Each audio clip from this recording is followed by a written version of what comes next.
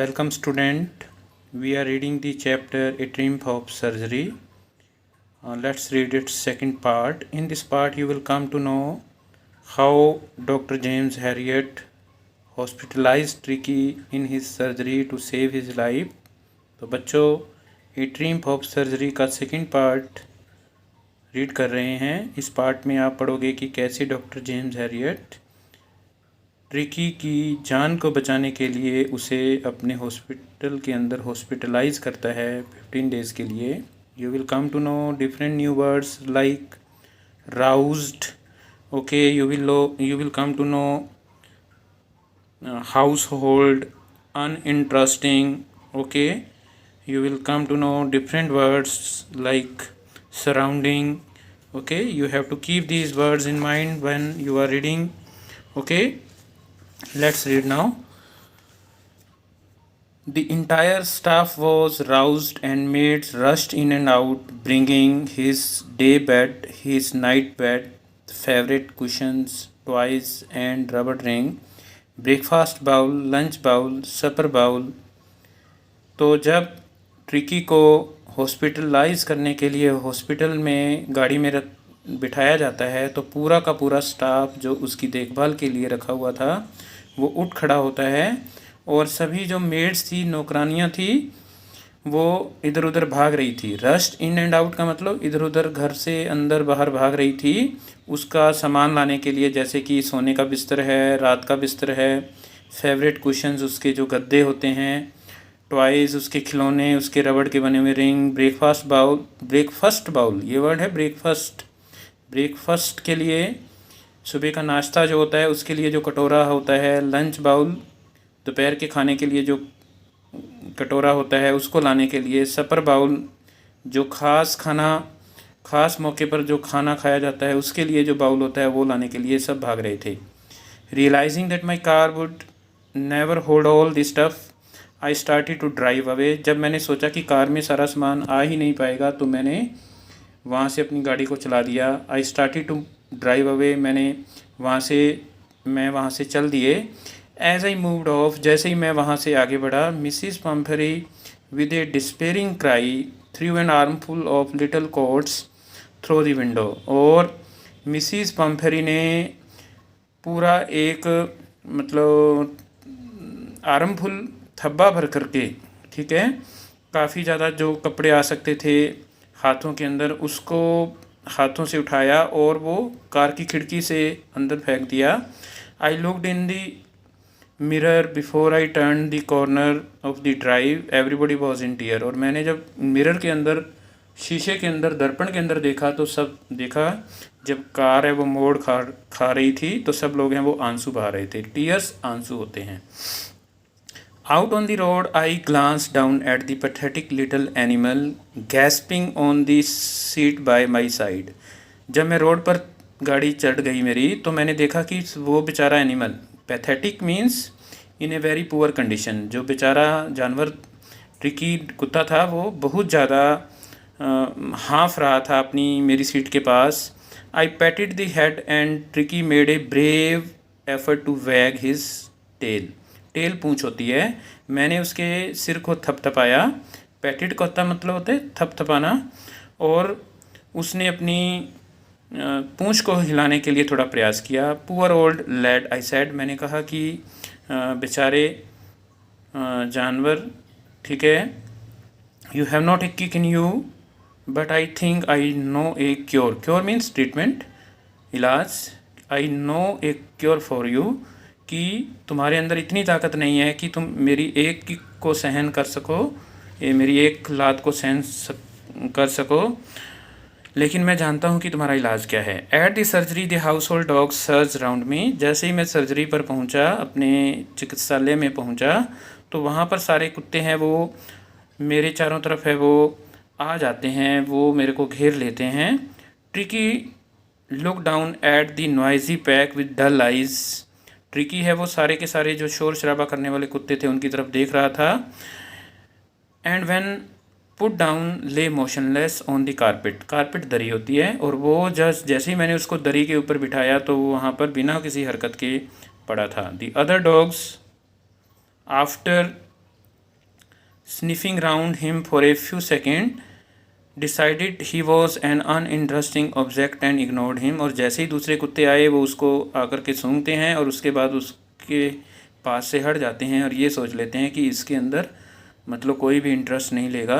उन्होंने सोचा कि ये तो एक मरी हुई सी चीज़ है और उन्होंने उसको इग्नोर कर दिया, उसको नज़रअंदाज कर दिया। I made up a bed for him in warm box next to the one where the other dog slept. मैंने ट्रिकी के लिए एक गर्म बॉक्स बनाया हुआ था जहाँ पर दूसरे कुत्ते हैं वो सोते थे। For 2 days I kept an eye on him. 2 दिनों के लिए मैंने अपनी आँख है वो ट्रिकी के ऊपर नज़र रखी। गिविंग हिम नो फूड, उसको कोई फूड भोजन नहीं दिया, बट प्लेंटी ऑफ वाटर, केवल पानी दिया। At the end of the second day he started to show some interest in his surrounding. Surrounding होता है आसपास का वातावरण। और उसके बाद दूसरे दिन के बाद उसके अंदर उसने अपने चारों तरफ के वातावरण के अंदर थोड़ी रुचि लेनी शुरू कर दी। And on the third day he began to whimper when he heard the डॉय इन यार्ड आंगन। और तीसरे दिन जब दूसरे कुत्ते हैं वो वहाँ आते थे तो वो थोड़ा बहुत उनकी आवाज़ को सुन पा रहा था। When I opened the door, Tricky trotted out and was immediately engulfed by Joe। जैसे ही मैंने दरवाज़ा खोला तो मैंने देखा कि ट्रिकी को एक दूसरा कुत्ता है वो खा ही गया होता। दी ग्रे हाउंड, जो कि वहाँ पर एक बड़ा जंगली कुत्ता था, एंड हिज फ्रेंड्स, और उसके दोस्तों के द्वारा उसको खा लिया गया होता। After rolling him over and thoroughly inspecting him the dog moved of down the garden. Tricky को देखने के बाद, अच्छी तरह से देखने के बाद जो कुत्ते हैं वो बाग में चले गए। ट्रिकी फॉलोड देम, ट्रिकी भी उनके पीछे चला गया। Rolling slightly with his surplus fat, और वो लड़खड़ाता हुआ चल रहा था, घिसटता हुआ चल रहा था, क्योंकि उसके अंदर काफ़ी ज़्यादा फालतू फैट थी, चर्बी थी। लेटर दैट डे, बाद में उस दिन, I was present at feeding time, मैं वहाँ पर खाने का जो समय होता है वहाँ पर उस वक्त वहाँ पर उपस्थित था। I watched while Tristan slopped the food into the bowl, मैंने देखा कि टिस्टियन जो है वो कटोरों के अंदर वो खाना डाल रहा है। There was usual head along rush followed by sounds of high speed eating, मैंने देखा कि वहाँ पर काफ़ी ज़्यादा भीड़ है और खाने की आवाज़ है वो बड़ी स्पीड से आ रही है। Every dog eating every dog knew that if fell behind the other he was liable to have some competition for the last part of the meal। और सब कुत्ते ये सोच रहे थे कि अगर वो थोड़ा पीछे रह गया तो उनको मतलब भरपेट खाना नहीं मिल पाएगा, उनको थोड़ा कंपटीशन सहन करना पड़ेगा। Next page number 4। When they had finish, जैसे ही उन्होंने ख़त्म किया, tricky took a walk around the shining bowls, tricky जो चमकते हुए बाउल रखे हुए थे उनकी चारों तरफ जाता है, चक्कर लगाता है। Licking casually inside 1 or 2 of them, और उसने चाटा उनको 1 या 2 बार। Next day an extra bowl was put, अगले दिन एक एक्स्ट्रा बाउल है वो रखा गया वहाँ पर। पुट आउट वहाँ पर रखा गया। फॉर हिम, ट्रिकी के लिए रखा गया। And I was pleased to see him jolting his way towards it, और मेरे को बड़ी खुशी हुई। आई डॉक्टर जेम्स हैरियट के लिए आ रहा है, नरेटर के लिए आ रहा है। मेरे को बड़ी खुशी हुई जब ट्रिकी को मैंने उस कटोरे की तरफ आगे बढ़ते हुए देखा। From then on the progress was rapid means speedly.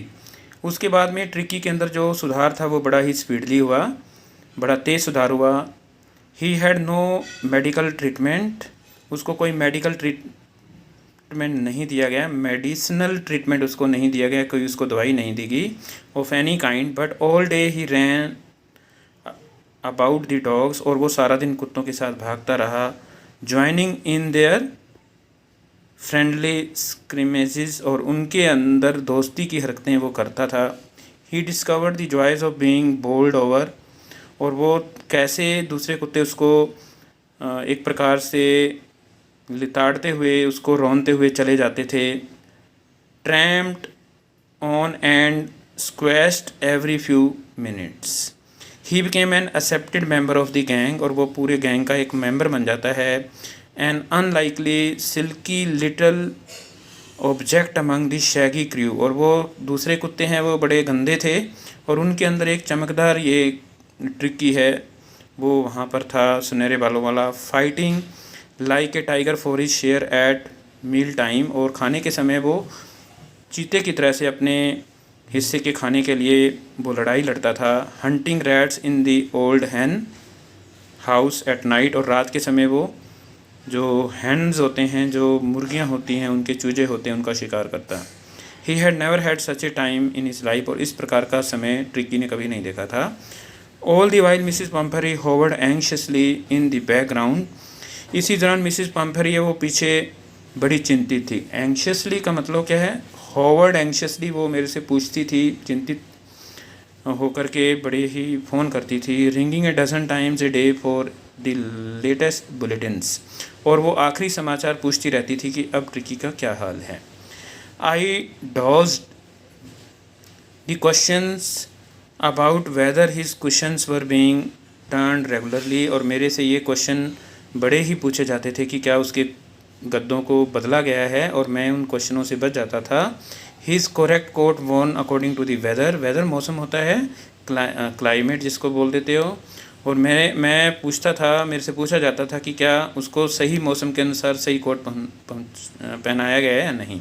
But I was able to tell her that the little fellow was out of danger and convalescing rapidly, और मैं उसको हमेशा ही ये कह रहा था कि ट्रिकी है अब खतरे से बाहर है, और वो बड़े ही आराम से उसके अंदर रिकवर हो रहा है। वो कन्वेल्सिंग का मतलब होता है रिकवर करना, वो उसकी बीमारी है वो ठीक हो रही है। तो student, this is the second part. Third part I have already made. Okay, now you can watch the whole chapter, you can read it. There are three videos on reading. Okay, thank you very much for listening me, and have a nice day.